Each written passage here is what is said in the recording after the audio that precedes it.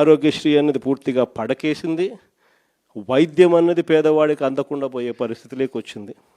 Government land, government బిల్డింగులు, పనిచేసే staff government staff, జీతాలు ఇచ్చేది గవర్నమెంటు, స్కాములు చేస్తూ ప్రైవేట్ వాళ్ళకి ఇస్తున్నాడు.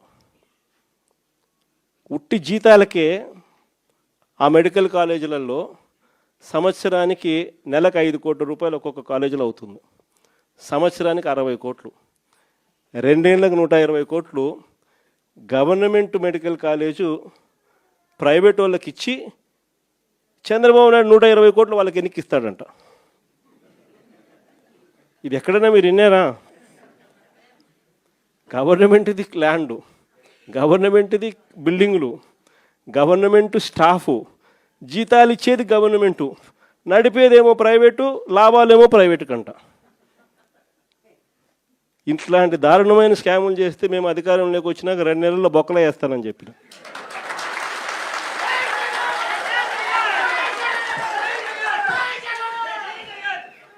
మనం ఎప్పుడైతే ఆ మాట చెప్పినామో అప్పుడు ఒక్కడు కూడా ఆ స్కాములు లేక మేము రాము, మాకు చంద్రబాబు నాయుడు ఈ కాలేజీలు వద్దు అని ఏకంగా చంద్రబాబు నాయుడుకి చెప్తా ఉన్న పరిస్థితులు మొట్టమొదటిసారిగా కనిపిస్తూ ఉన్నాయి. ఇంకా వ్యవసాయం గురించి నేను చెప్పాల్సిన పనుల, ఏ పంటకు గిట్టుబాటు ధరలు రావడంలా, ఎక్కడ చూసినా దళారీ వ్యవస్థ, చివరికి ఎరువులు కూడా బ్లాక్లో కొనుక్కోవాల్సిన పరిస్థితులకి మొట్టమొదటిసారిగా రాష్ట్రంలో చూస్తూ ఉన్నాం.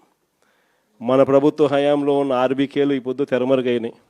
మన ప్రభుత్వం హయాంలో ఉన్న ఈ క్రాప్ వ్యవస్థ ఈరోజు నీరు గారిపోయింది. మన ప్రభుత్వ హయాంలో ఉచిత పంటల బీమా ఈరోజు కనపడకుండా పోయింది. మన ప్రభుత్వ హయాంలో ఉన్న సీజన్ ముగిసేలోగానే సీజన్లో జరిగిన నష్టాన్ని మళ్ళీ తిరిగి రైతులకు ఇస్తున్న ఇన్పుట్ సబ్సిడీ ఈరోజు కనపడకుండా తెరమరుగైపోయింది. చివరికి రైతులకు ఈయన ఇస్తానన్న అన్నదాత సుఖీభవ అని చెప్పి ఈయన ఇస్తానన్న కూడా మోసంగా తెగిపోయింది. సంవత్సరానికి 20,000, 2 ఏళ్ళకు కలిపి 40,000, ఇచ్చింది 10,000, 30,000 ఎగనామం. రైతుల పరిస్థితి ఈరోజు ఎందుకురా నాయనా చంద్రబాబుని తెచ్చుకున్నాము అనే పరిస్థితిలో ఈరోజు రైతులు బాధపడతా ఉన్నారు. మీరే చూడండి, వ్యవసాయం, చదువులు, విద్య, వైద్యం, ఈ 3 ఏ ప్రభుత్వమైనా కూడా తమ బాధ్యతగా నడిపే వ్యవస్థలు. 3 వ్యవస్థలు పూర్తిగా కుప్పకూలిపోయినాయి. 4వ వ్యవస్థ లా అండ్ ఆర్డర్. ఈరోజు రెడ్ బుక్ రాజ్యాంగంతో 4వ వ్యవస్థ పూర్తిగా దిగజారిపోయిన పరిస్థితుల్లోకి ఈరోజు కనిపిస్తూ ఉంది. మరి ప్రభుత్వంలో ఈయన ఉండేది ఎందుకు? ఈయన ముఖ్యమంత్రిగా పరిపాలన చేస్తూ ఉన్నాడు? అందరికీ అన్ని ప్రైవేట్ ప్రైవేట్ ప్రైవేట్ ప్రైవేట్ అనేసరికి ఆ ముఖ్యమంత్రి కుర్చీ కూడా ప్రైవేట్కి ఇచ్చేయచ్చు కదా. ఎందుకు అన్ని ప్రైవేట్ ప్రైవేట్ ప్రైవేట్ అనేటట్టుగా అయితే ఈయనకి ఎందుకు ఓటు వేయాలా? ఈయన ఏం చేయడానికి అని చెప్పి అక్కడ ఉన్నాడు. ఇలాంటి పరిస్థితుల్లో ఎవరైనా ప్రజలు ప్రశ్నిస్తే చంద్రబాబు నాయుడు గారికి అసహనం, వాళ్ళ మీద కేసులు పెట్టడము, వాళ్ళ మీద తనకున్న కోపాన్ని చూపించడము, ఇవన్నీ కూడా జరుగుతూ ఉన్నాయి. ఇలాంటి పరిస్థితుల మధ్య నిజంగా వైఎస్ఆర్ కాంగ్రెస్ పార్టీ ప్రజలకు తోడుగా నిలబడే కార్యక్రమం చేస్తూ ఉంది. ప్రజలకు ఏ కష్టం వచ్చినా, అక్క చెల్లెమ్మలకు ఏ కష్టం వచ్చినా, రైతన్నలకు ఏ కష్టం వచ్చినా, పిల్లలకి ఏ కష్టం వచ్చినా కూడా వాళ్ళందరి తరపున జెండా పట్టుకొని పోరాటం చేస్తూ ఉన్న పార్టీ ఒక్క వైఎస్ఆర్ కాంగ్రెస్ పార్టీ మాత్రమే. మిమ్మల్ని అందరినీ కూడా ప్రోత్సహిస్తూ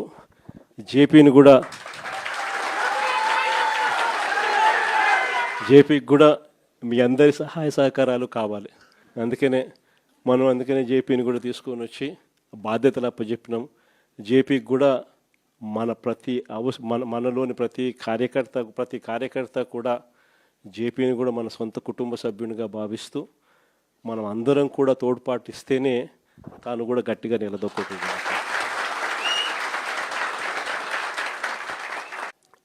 చూస్తా కన్ను మూసుకుని కన్ను తెరిచేసరికి దాదాపుగా 2 సంవత్సరాలు కళ్ళు మూసుకుంటే అయిపోయింది. మొత్తానికి 5 బడ్జెట్లు ప్రవేశపెట్టే అవకాశం రాష్ట్ర ప్రభుత్వానికి ఉంటుంది.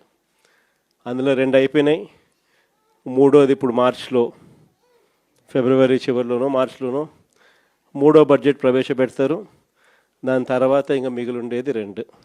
ఇక్కడ నుంచి ఒక 3 సంవత్సరాలు. ఆ 3 సంవత్సరాల్లో 1.5 సంవత్సరం పోతే దాని తర్వాత నా పాదయాత్ర కూడా స్టార్ట్ అయిపోతుంది.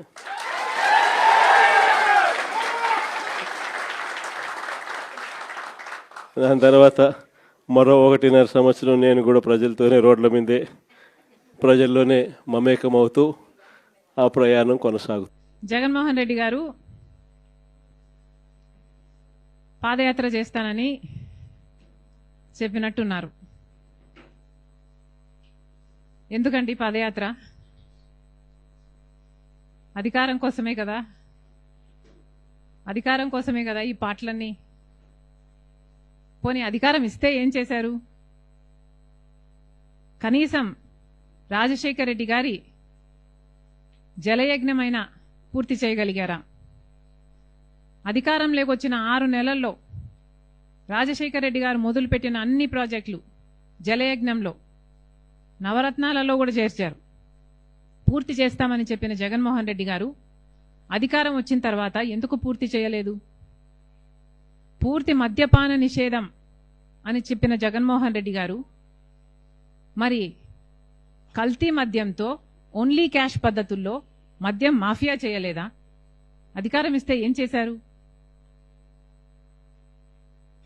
ఋషికొండ వేల సంవత్సరాల తరబడి నిలబడ్డ కొండ జగన్మోహన్ రెడ్డి గారి అధికారంలోకి రాగానే ఏమైంది?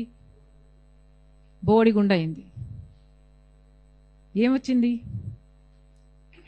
అధికారం ఇస్తే ఏం చేశారు జగన్మోహన్ రెడ్డి గారు? కనీసం అధికారం ఇస్తే ప్రజల్లో ఎప్పుడైనా తిరిగారా? ప్రజలకు ఎప్పుడైనా కనిపించారా? కనీసం వాళ్ళ పార్టీ నాయకులు, ఎమ్మెల్యేలు, ఎంపీలకైనా అందుబాటులో ఉన్నారా? ఆఖరిన సిద్ధం సభలు పెట్టి కొన్ని నెలలు తిరిగారు తప్పితే అసలు జనాలలో ఎప్పుడైనా తిరిగారా జగన్మోహన్ రెడ్డి గారు? ఇప్పుడు పాదయాత్ర చేస్తారా? ఎవరిని మోసం చేద్దామని? ఎన్నిసార్లు మోసం చేద్దామని? ఎబ్రహాం లింకన్ గారు ఒక మాట అన్నారు,